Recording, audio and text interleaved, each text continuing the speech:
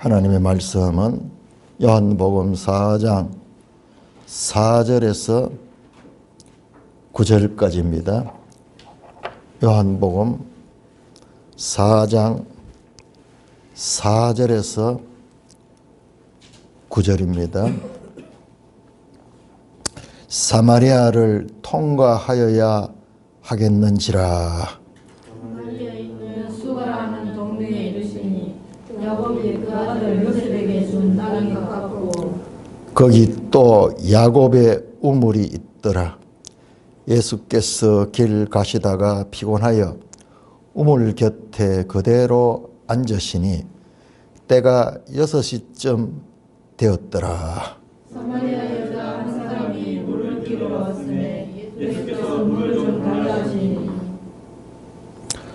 이는 제자들이 먹을 것을 사러 그 동네에 들어갔음이라.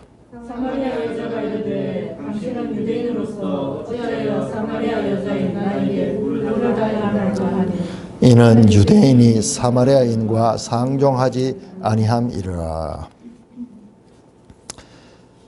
오늘 이 장면은 사마리아가 계속 반복해서 나옵니다.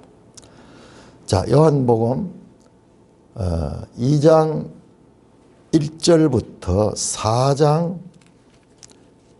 54절까지가요. 54절까지가 이것이 한 사이클을 요한복음 우리가 그냥 읽으면은 몰라요. 왜 이 책이 그렇게 깊은 책인가? 자, 4장 43절부터 43절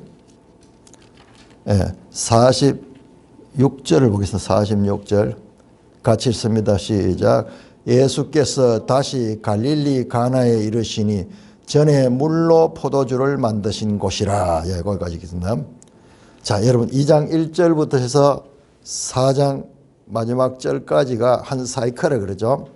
2장 1절 갈릴리 가나 물로 포도주 만든 사건을 시작했잖아요. 끝이 다시 갈릴리 가나에서 이방인 왕의 신하에 죽어가는 아들을 예수님께서 말씀으로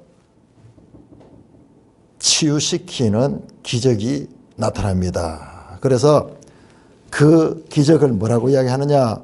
마지막 절 보면은 이것은 예수께서 유다에서 갈릴리로 오신 후에 행하신 두 번째 표적이다. 첫 번째 표적이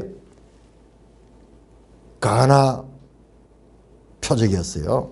그러니까 첫 번째 표적과 두 번째 표적을 탁 해서 한 사이클을 만들어내고 5장부터는 이제 절기 중심으로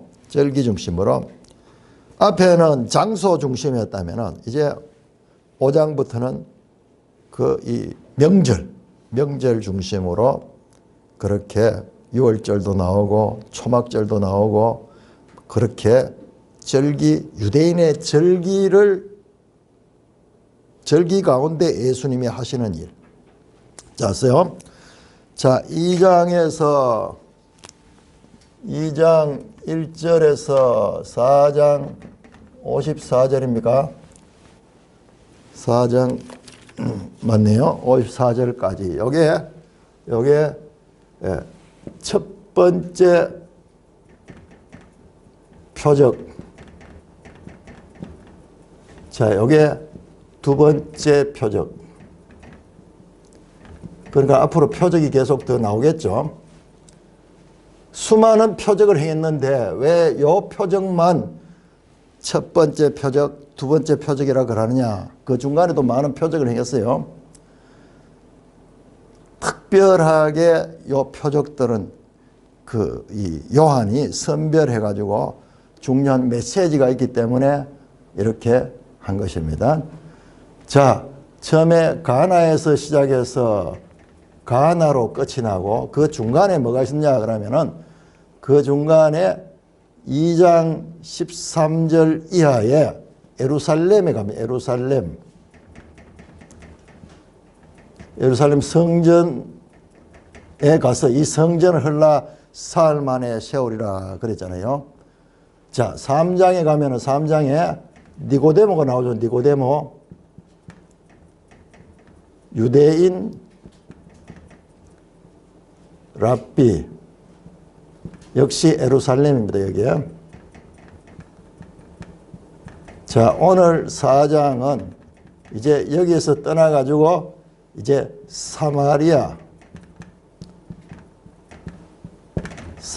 가게 되고, 사마리아에서 이제 다시 이 가게인데, 사마리아 기사가 길게 나옵니다. 4장 42절까지가 사마리아 기사예요. 자, 사마리아는 우리 매일 성경에도 거기 설명이 잘 나와 있지만은, 사마리아는 우리 구약 성경에 보면은 이게 북왕국 이스라엘의 수도였잖아요. 북왕국 이스라엘 수도. 이게 언제 망했습니까? 자, 언제 어디에서 누구에게 망했습니까? 북왕국 이스라엘이 언제? BC 722년 누구에게? 아수르에게 망했죠. 아수르. 이때 이후로 북왕국은 없어져 버렸어요. 여기에 이스라엘 열 지파가 있었는데, 자, 그렇게 망한 지가 얼마나, 예수님 때까지 치면 한 750년 지났어요. 750년 지났는데, 요 내용이 자세하게 나온 게 열왕기 하 17장입니다. 17장에 보면 자세하게 나옵니다. 어떻게 했냐? 아수르 사람들이 사마리아에 있는 이스라엘 사람들은 끄잡아내가지고 저 아수르 여러 식민지 나라로 보내고, 그리고 아수르 여러 식민지 나라에 살고 있는 이방인들을 사마리아에 보내가지고 완전히 사마리아를 완전히 이제 그 이방인의 땅으로 만들어 버렸어요. 이방인의 땅들. 아마 그래도 원주민들 가운데 좀 남아있는 사람들이 있을 거예요.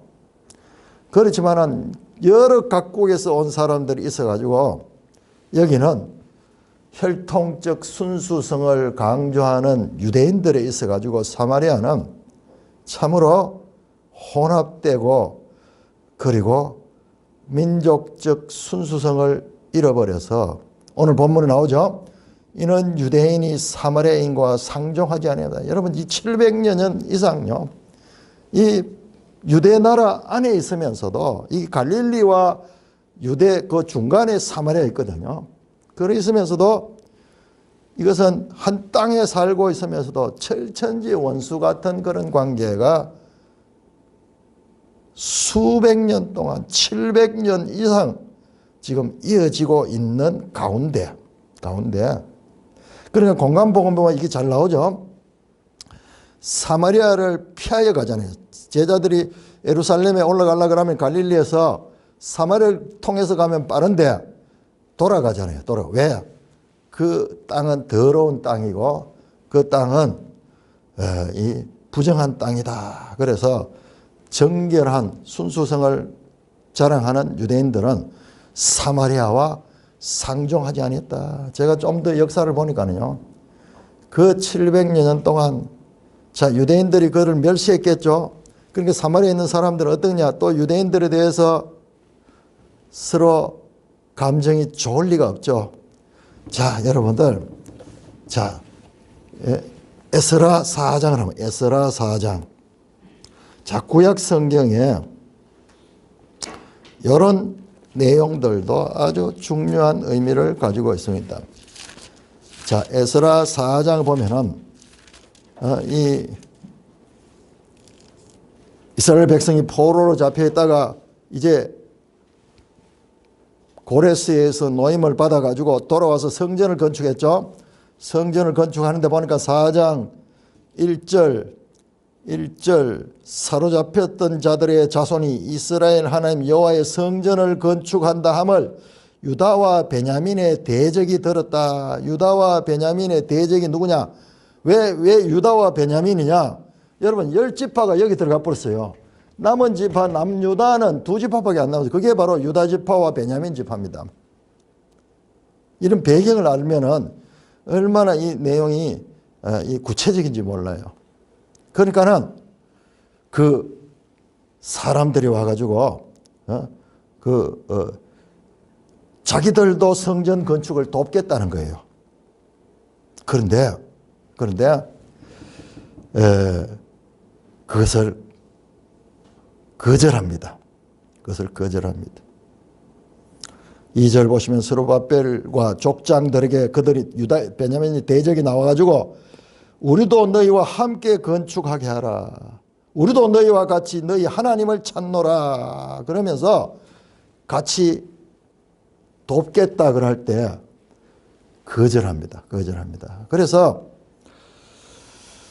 그 3절에 보면요. 너희는 우리와 상관이 없느니라. 바사왕 고레스가 우리에게 명령 우리가 이스라엘 하나님 여호와를 홀로 건축하겠다. 유다인들이 사마리아 사람들을 이 사람들이 대적이 누구냐? 그 주체가 10절에 보면은 오수남발이 사마리아 성과 유브라데강 건너편 다른 땅에 옮겨둔 자들이 함께 고발했다. 이 사마리아 사람들은 이런 적대적인 관계, 그러나 유대인들은 이 혼합되는 이런 것을 경계하면서 그렇게 되니까는 서로 분리가 되면서 적대감은 말할 수 없이 이어지고 있었던 것입니다. 17절은 왕이 방백 르훔과 서기관 심사와 사마리아에 거주하는 그들의 동관들과 그러면서 사마리아 사람들이 그런 거절을 당하고 난 뒤로부터 적극적으로 그 유다인들을 공격하는 내용이 나옵니다. 자, 느헤미야 4장도 한번 볼까요? 에스라 다음에 나오는 느헤미야 4장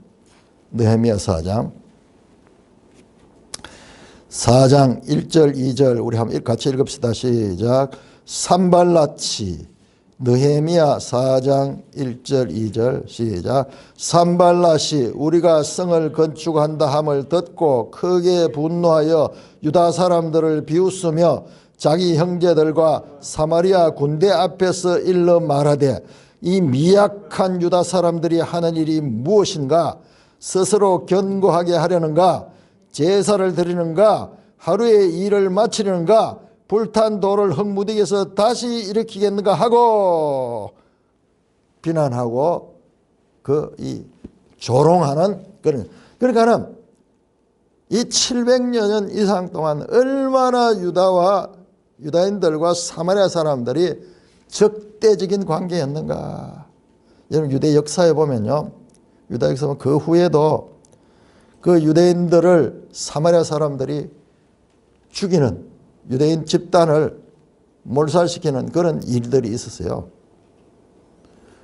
그러자 또 유다인들이 사마리아를 공격하고 우리나라 남북한처럼 그런데 우리는 남북이 갈라진 지가 그렇게 오래되지 않지만 700, 800년 동안 그런 관계가 이어졌는 거예요. 어떻게 했어요 도대체? 한 땅에 그 좁은 땅에 있으면서 그 중간에 위치하고 있는데 이런 관계인 거예요. 이런 관계.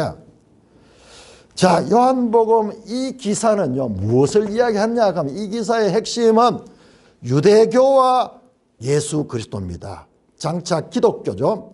유대교와 기독교의 대립관계를 보여주는 거예요. 그리고 대립관계지만은 차이점이 명확하게 나타나는 거예요.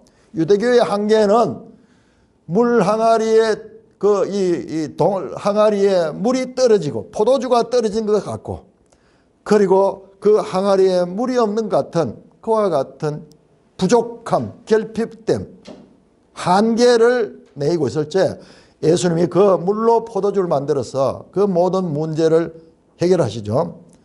그 다음에 또한 유대교가 가장 중시하는 예루살렘 성전, 그 성전을 평가절하하며 이 성전을 헐라 살만은 내가 세우겠다. 그렇게 말씀하시는 거예요.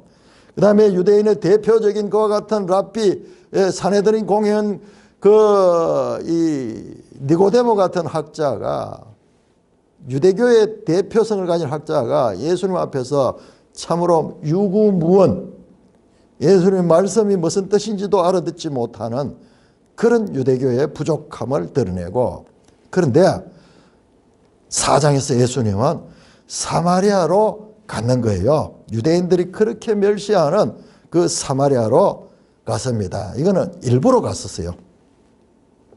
거기 4절에 사마리아를 통과해야 되겠다.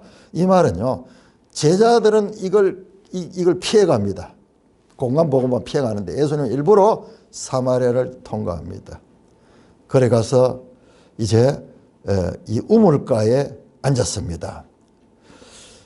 6절에 보니까는 예수께서 길 가시다가 피곤하여 우물 곁에 그대로 앉으셨다. 자, 예수님은 태초부터 계신 하나님과 함께 계신 말씀이신데 여기 예수님이 피곤하대요. 우리 인간처럼. 그는 요한복음은 예수님의 저 신성의 그 높은 차원과 더불어서 인성의 인간과 똑같은 그와 같은 연약한 모습도 보여주고 있습니다. 태초부터 계신 하나님이시면서 성육신 하셨을 때는 그냥 신적인 그런 몸이 아니라 피곤해서 목마르고 우물 곁에 앉았습니다. 때가 6시쯤 되었더라. 매일 성경 주석에 보면 6시는 사람이 뜨거운 햇빛 때문에 외출을 기피하는 정오다. 우리 시간으로 낮 12시야. 낮 12시. 자, 6이라는 숫자가 아주 중요하게 나오죠. 그러니까는 이게 이 사마리아의 부족함. 자, 그때 사마리아에 한 사람이 물을 길러 왔는 거예요. 이 대낮에 햇빛이 쨍쨍 찌는 이 대낮에, 여러분 우리도 여름에 시골에 일을 언제 합니까? 전부 새벽에 하고 해그름할 때 이제 그때 일을 하지. 대낮에 일을 못 하잖아요. 대낮에는 사람이 아무도 없어. 그런데 그 시간에 그것도 혼자서 여자 한 사람이 물을 길러 왔습니다. 보통 우물가에 올 때는 여러 명이 모여가지고 같이 와서 우물가에서 정담도 나누고 동네 흉도 보고 뭐 그렇게 하는 이 장소인데 이 대낮에 여자 혼자 왔습니다. 여러분 여기에 대조가 있잖아요. 3장에 유대인 남자 밤에 찾아온 니고데모와 사마리아 여자 대낮에 예수님이 찾아간 여인의 대조예요. 대조. 사마리아 사람에다가 여자니까는 사실 인간 취급도 잘 못 받는 여자인데 그걸 예수님이 찾아가서 말을 거는 거예요. 물을 좀 달라.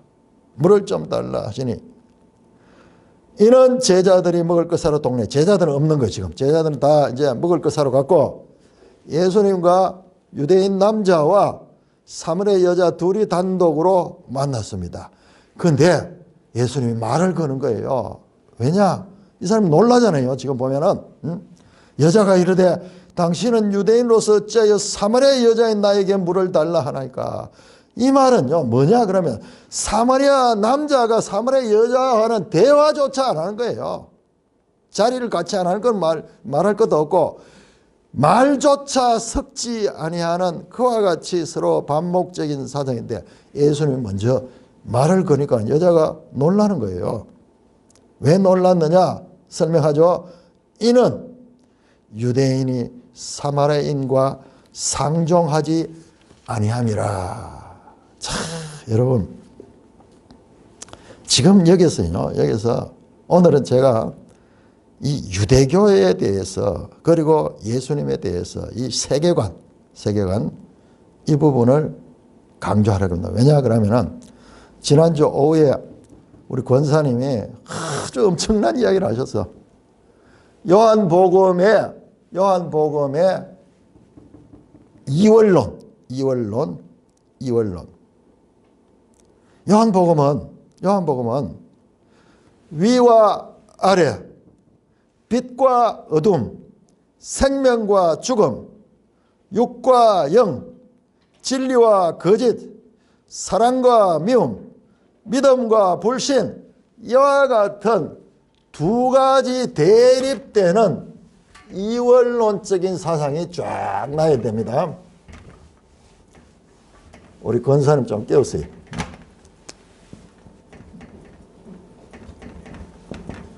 얼마나 피곤하시겠노? 예. 이원론, 빛과 어둠, 죽음과 생명, 하늘과 땅, 계속 이런 대립적인 그런 진리와 거짓, 사랑과 미움, 그리스도와 마귀, 이 이원론적인 이런 입장을 계속 전개합니다. 그래서 많은 신학자들이 요한복음을 이원론적 사상을 가진 책이라고 그렇게 생각을 하는 것을 볼 수 있습니다. 자, 한번 영상 한번 띄워주시기 바랍니다.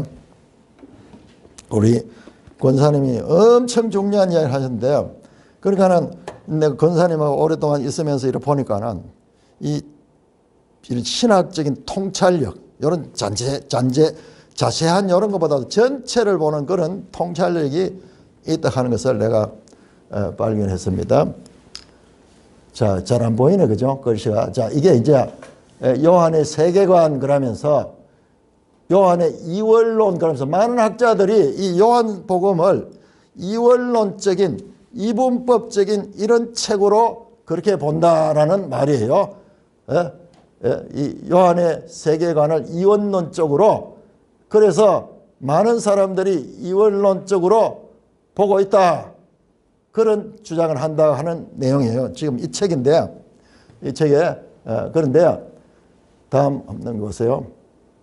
자, 구체적으로 자 여기에도 뭐 이원론에 대한 이야기고, 요걸 한번 확대해 보세요. 요거.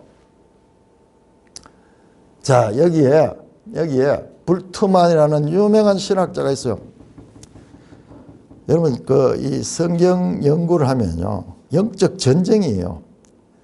어마어마한 학자들인데 해석하는 게 다른 거예요.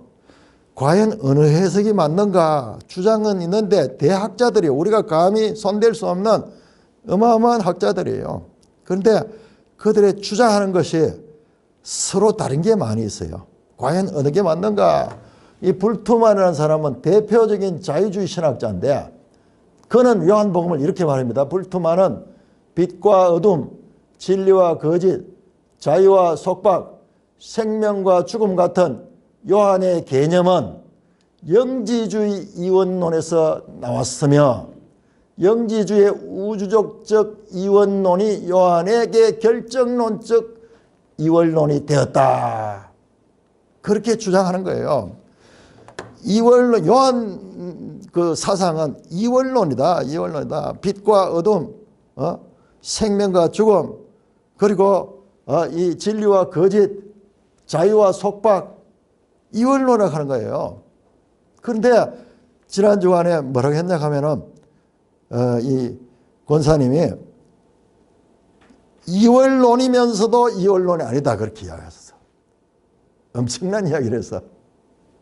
거기서 제가 얼마나 기뻤던지 몰라요. 성경을 제대로 이해를 한 거죠. 이 보세요. 대학자들이 이 결정론 가는 것도요, 이거는 확실한 이원론으로 나누어진다 하는 그런 뜻이에요. 그래서 이 불투만 거라면 엄청난 학자입니다. 그런데 그들이 요한복음을, 이 요한의 사상을 이원론적인 그런 사상으로 보는 거예요. 여러분, 이걸 갖다 이분법이라고 하기도 하죠. 이분법. 예, 됐습니다. 뭐냐, 모든 세상을 이와 같이 서로 흑백 논리로 보는 이런 사상을 이분법적인 사상이다, 그렇게 이야기도 하기도 합니다. 그 실제로 요한복음에는 하늘과 땅, 생명과 죽음, 빛과 어둠, 진리와 거짓, 사랑과 미움, 믿음과 불신 계속 나옵니다. 계속 이어집니다. 그래서 어떻게 보면은 이분법 같고 이원론 같습니다. 여러분, 일단 이와 같은 이분법주의자, 이걸 갖다가 분파주의라고 하는데, 이런 특정 이런 분파주의의 특징이 뭐냐 그러면요, 특정 집단들이 자기들만 옳고 나머지는 다 틀렸다고 나머지 집단을 배척하는 그런 배타적인 태도를 분파주의라 그래요. 자기들은 옳고 남은 다 틀렸다. 여러분, 사람들 가운데 그런 사람들 많이 있죠. 우리나라에 지금 좌파 우파 사상도 보면은 너무나 서로 이런 분파주의적인 사상에 있습니다. 우리가 어릴 적에 영화를 보면은 막 박수도 막 쳐요. 보면은 나쁜 놈들이 죽고 좋은 놈들이 우리 편이 막 이 공격하고 이러면은 막 박수 치고, 항상 우리 편 남의 편 가리잖아요. 이게 어린아이들의 특징이에요. 우리 민족주의도 마찬가지입니다. 민족주의도 우리 민족은 옳고 남의 민족은 나쁘고. 세대주의, 오늘날 신학 가운데요, 세대주의 신학이 제가 여러 번 이야기 드렸죠. 이 세대주의가 좀 복잡하지만은 사실상 세대주의가 이런 분파주의예요. 여러분, 정동수 목사 그 킹 제임스 뭐 성경 강조하고, 이게 분파주의예요. 자기들만 맞아요. 자기 성경만 옳고 나머지는 다 틀렸는 거예요. 그러니까 사람들이 많이 거기에 막 지금 뭐 조회수도 많고 구독자도 막 수십만 명, 아마 기독교 중에 제일 많을 수도 있어요. 그런데 그 사상의 배경이 킹 제임스 성경이 가장 옳고, 자기들이 성경만이 옳은 성경이고, 이런 개혁 성경의 나머지 성경은 전부 잘못된 거고, 그러면서, 그런데 그 사상이 세대주의고, 그들이, 제가 여러 번 이야기하는 어거스틴 같은 사람은 최악의 신학자로 그렇게 평가하는데, 칼빈도 마찬가지고, 그렇지만 우리 입장에서는 반대거든요. 반대. 그러니까 다 성경 중심으로 하고 똑같으면서도 딱 그런 부분에 가면 완전히 구별이 돼요. 완전히 구별이 돼요. 공격적입니다. 공격적이고 그렇게 되는 거예요. 자, 오늘 보십시오. 오늘 유대인들이 사마리아인과 상종하지 아니했다. 이게 분파주의예요. 지금 유대교가 분파주의인 거예요. 자기들은 절대적 선이고 사마리아는 절대적 악으로 규정해버리는 대표적 분파주의가 바로 지금 유대교입니다. 유대교. 여러분, 그런데 예수님은 그 유대교의 분파주의를 깨뜨리고 그 사마리아 여인을 찾아갔습니다. 말을 걸었습니다. 그런 다음에 대화를 깊이 나누면서 이어지는 내용을 보면 어마어마하죠. 이 여인이 예수님을 믿게 되잖아요. 혼자 믿을 뿐만 아니라 동네에 가서 그 사람들을 데리고 나와서 예수님을 만나게 하고, 뿐만 아니라 그 동네 사람들은 예수님을 이틀 동안 그 사마리아에 머물게 하면서 거기에서 예수님부터 직접 배우고, 여러분 어떻게 되는가 한번 보세요. 자, 4장 39절에서 42절까지 교독합니다. 4장 계속 사마리아 여인 이야기입니다. 4장 39절에서 42절까지 시작. 여자의 말이 내가 행한 모든 것을 그가 내게 말했다 증언하므로 그 동네 중에 많은 사마리아인이 예수를 믿는지라. 사마리아인들이 예수께 와서 자기들과 함께 요한기를 청하니 거기서 이틀을 누웠으며 예수의 말씀으로 말미암아 믿는 자가 더욱 많아. 요셉이 말하되 이제 우리가 믿는 것은 내 말로 인함이 아니니 이제는 우리가 친히 듣고 그가 참으로 세상을 이끄시는 자니라 아니라 하였더라. 여러분, 유대인들이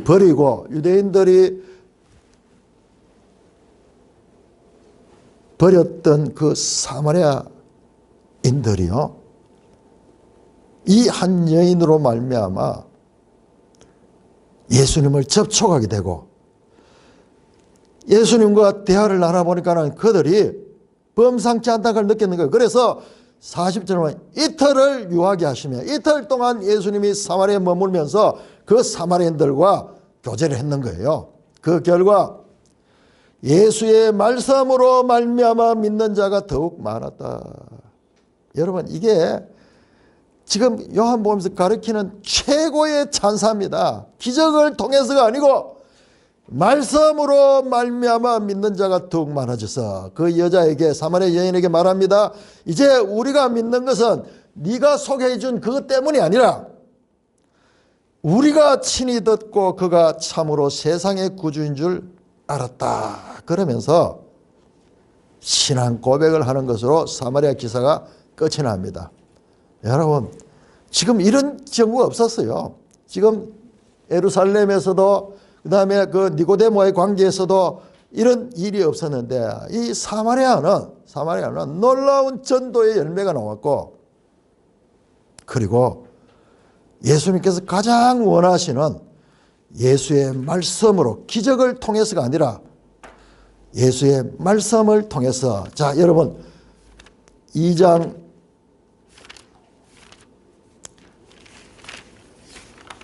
23절 보세요. 23절. 이런 게 우리 보통 큰 사건, 유명한 사건을 중시하는데 요한복음을 자세히 보니까요, 그 사건 밑에 등잔 밑 같은 곳에 중요한 내용들이 거기 숨어 있어요. 자, 2장 23절 24절 같이 읽습니다. 시작.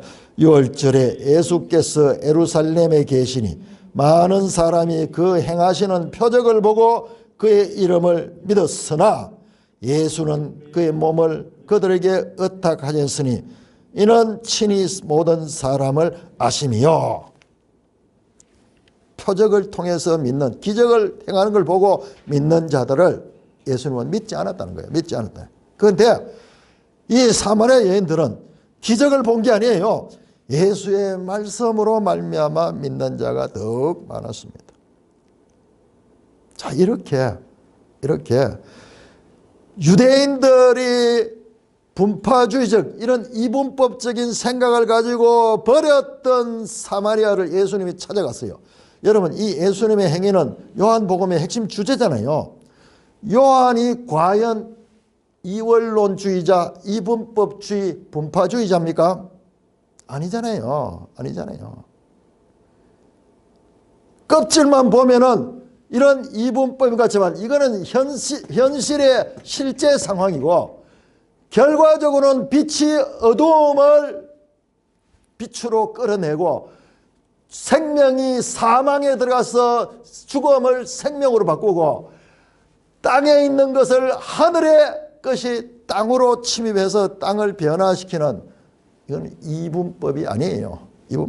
정반대예요. 그러나 유대교는 철저하게 이와 같은 이분법이요. 아까 전에 봤던 그 유명한 신학자들도 이거를 보지 못하고 요한의 세계관을 이분법주의자라고 그렇게 주장하는 것이 바로 그런 것입니다. 그런데 내가 이걸 연구하고 있는데 지난주에 권사님이 그런 이야기 하니까 예수님이 마치 바요나 시몬한 그렇게 하면서 그 베드로의 고백을 기뻐했듯이 기뻐했는 거예요. 자, 그 뒤로 어떻게 됐는가 사마리아 한번 볼까요? 사도행전 8장입니다. 사도행전 8장.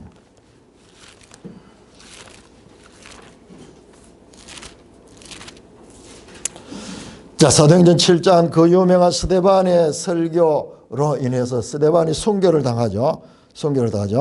자, 8장. 이제 교회가, 큰 예루살렘에 있는 교회가 큰 박해를 당합니다. 그러자 1절에 그날에 예루살렘에 있는 교회에 큰 박해가 있어 사도 외에는 다 유다와 사마리아 모든 땅으로 흩어졌다. 교회가요, 예수님의 길을 따라가지고 사마리아로 들어갔어요. 사마리아는 빼고 흩어진 게 아니고, 이전 같으면은 제자들이 전부 사마리아는 빼놨을 텐데, 지금 예수님 이 사도행전 요한복음 4장의 이 시간과 사도행전 8장의 이 시간은요, 그리 멀지 않아요. 이게 예수님이 AD 30년경에 돌아가시고 바로 교회가 생겼거든요. 그러니까 뭐 한 1, 20년밖에 안 됐어요. 그때 이제 사마리아에 누가 들어가느냐? 빌립이라는 이 집사의 빌립 집사가 4절 그 흩어진 사람들이 두루 다니며 복음의 말씀을 전할세 빌립이 사마리아 성에 내려가 그리스도를 백성에게 전파하니 무리가 빌립의 말도 듣고 행하는 표적도 보고 한 마음으로 그가 하는 말을 따르더라. 많은 사람에게 붙었던 더러운 귀신들이 크게 소리 지르며 나가고 또 많은 중풍병자와 못 걷는 사람이 나으니 그 성에 큰 기쁨이 사마리아 성 유대인들은 기피하고 버려두는 그 성이지만은 예수님은 찾아가셨고 제자들을 찾아갔고 그 성에 어떤 곳보다도 큰 전도의 열매가 있고 그로 말미암아 그 사마리아 성에 큰 기쁨이 있었다. 여러분 14절 보세요. 14절 예루살렘에 있는 사도들이 사마리아도 하나님 말씀을 받았다함을 두고 베드로와 요한을 보내미 그들이 내려가서 그들을 위하여 성령 받기를 기도하니 이는 아직 한 사람에게도 성령을 내리시고 오직 주 예수의 이름으로 세례만 받을 뿐이라. 여러분 누가 갔습니까? 베드로와 요한이 갔는데 이 요한이 누구예요? 지금 이 요한복음을 기록한 사도 요한이에요. 사도 요한.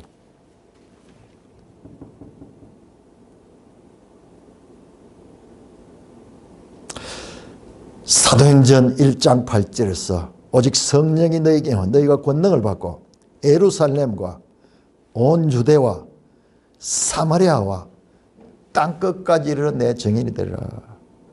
지금 그 말씀이 지금 예수님이 하신 그 마지막 하신 그 말씀이 지금 성취되는 것이 성취되는 거고 지금 자세히 보면요. 이 요한복음 2장에서 4장까지는 예루살렘과 그리고 온 유다와 사마리아와 땅끝 물론 땅끝이라고 해서 저 꼭 이방 땅이 아니라 이방인에게 복음이 전한 내용이 이 속에 숨어 있어요.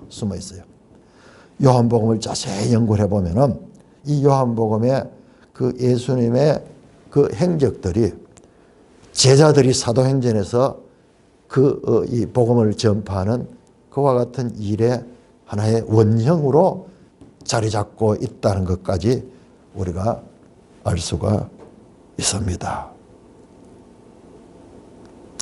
유대교는 철저하게 이와 같은 이분법주의입니다.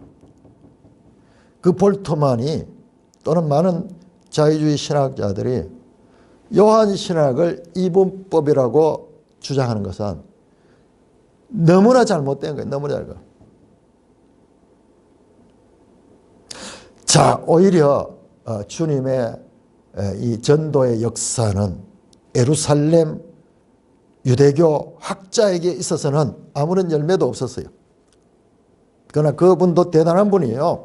유대인 학자지만은 그 예수님을 찾아 나온 것까지는 대단하지만은 그러나 그에게 있어가지고 열매는 아직 나타나지 않습니다.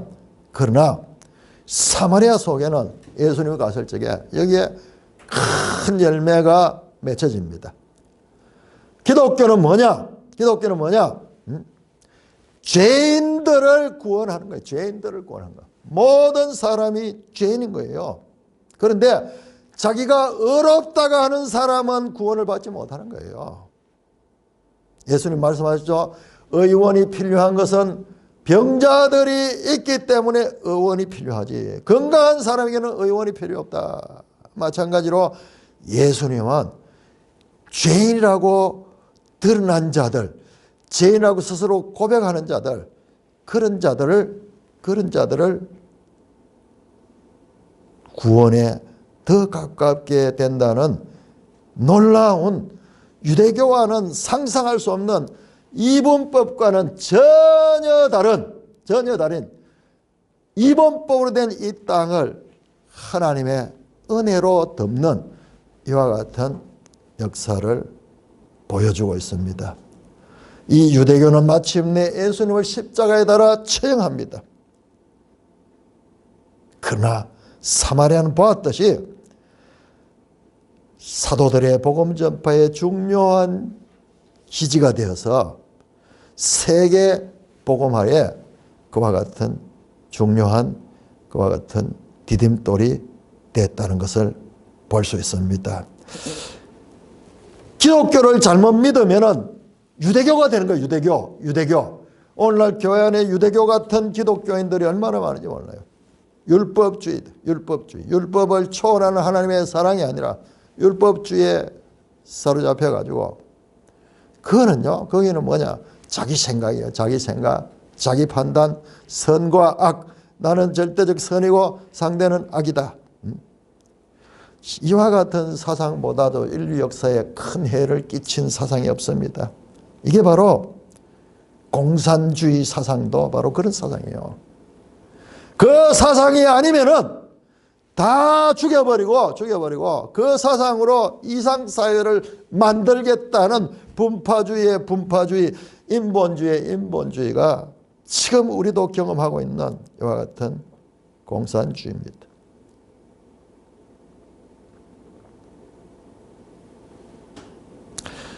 이원론은 집단 이기주의의 극치입니다. 우리가 예수를 믿으면은 잘못 믿으면은 여기에 빠져 유대교가 되어버려요. 유대교가. 그러면서 자기가 예수를 잘 믿고 있다고 착각하게 될 수가 있는 것입니다.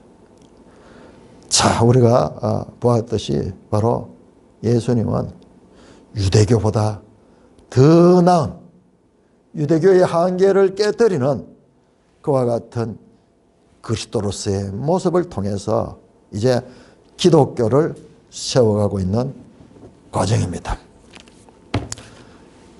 나눌 말씀 있으시면 우리 나누도록 하겠습니다.